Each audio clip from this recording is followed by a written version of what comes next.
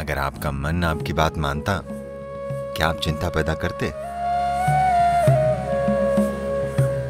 बस ये सरल साधना कीजिए आप सभी। अगर आप कोई दूसरा योग नहीं कर सकते तो आप इतना तो कर ही सकते हैं, है ना? आप देखेंगे कि आपकी आधी चिंता शांत होनी शुरू हो जाएगी, क्योंकि वास्तव में संघर्ष इस बात का है कि आपके भीतर दो आयाम हैं।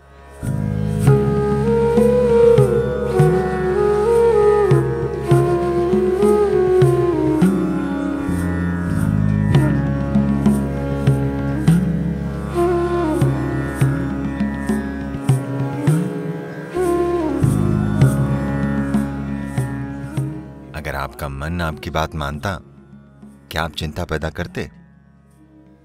नहीं। इसलिए जवाबों के लिए कहीं और मत देखिए, कहीं भी दूसरी जगह। बात बस इतनी सी है कि आपका अपना शरीर और मानसिक ढांचा आपकी बात नहीं मान रहे।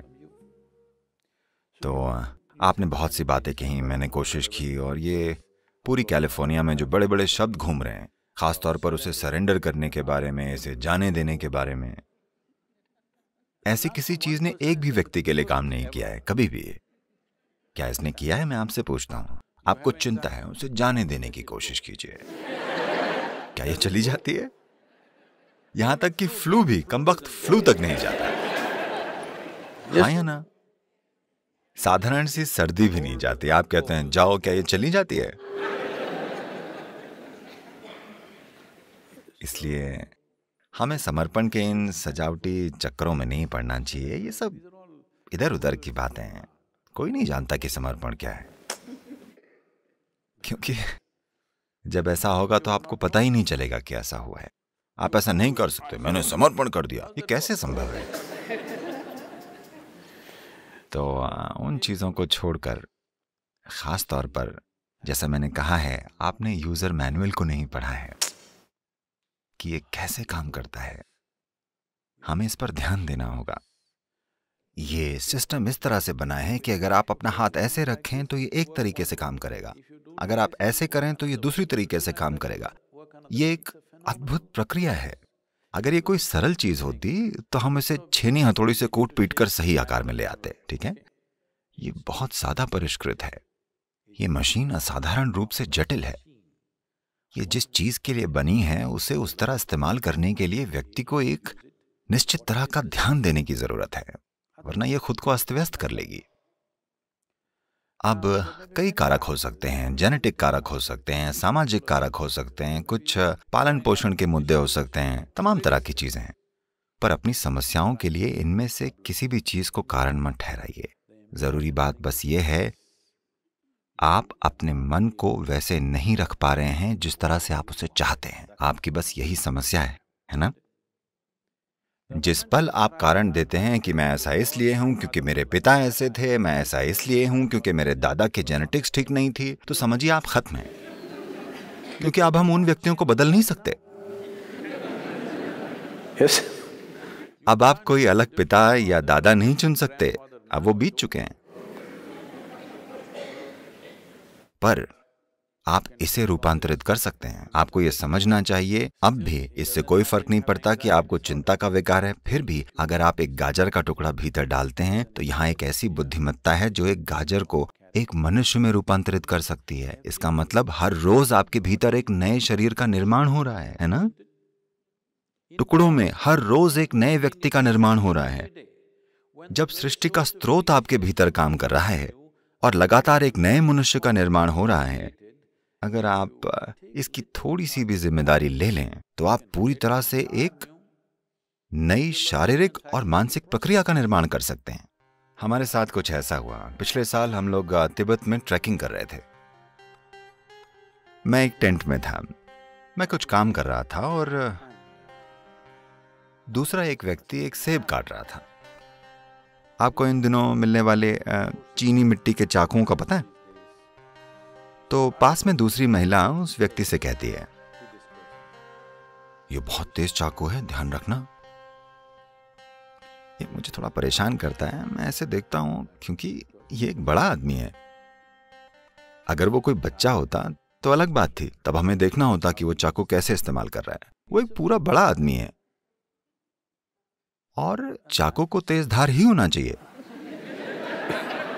अगर उसकी धार तेज ना हो तो आप उसे चाकू क्यों कहेंगे?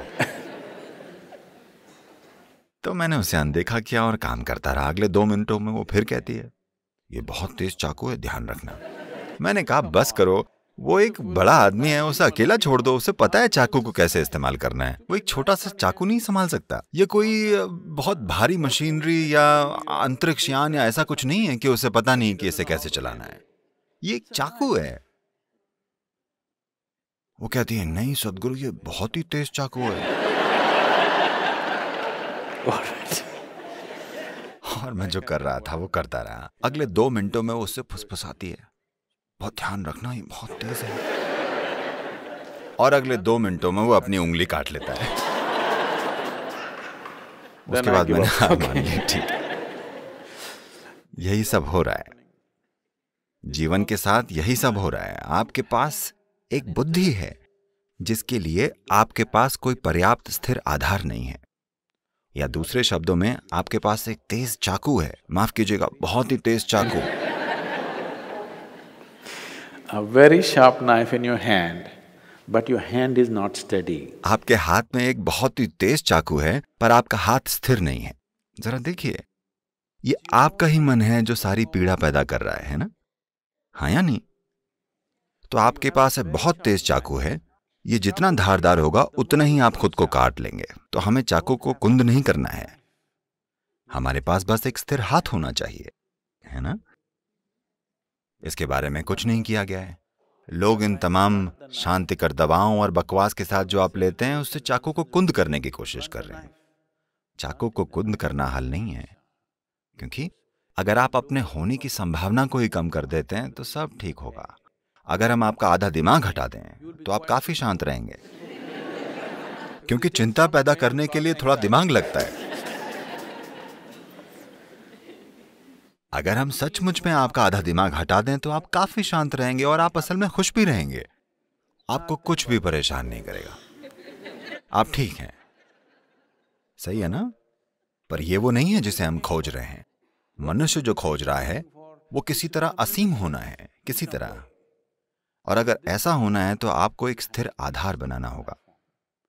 चाकू को हटाने की जरूरत नहीं है, चाकू को कुंद करने की जरूरत नहीं है, बस हाथ को स्थिर रखने की जरूरत है ना? कोई प्रक्रिया नहीं करनी है।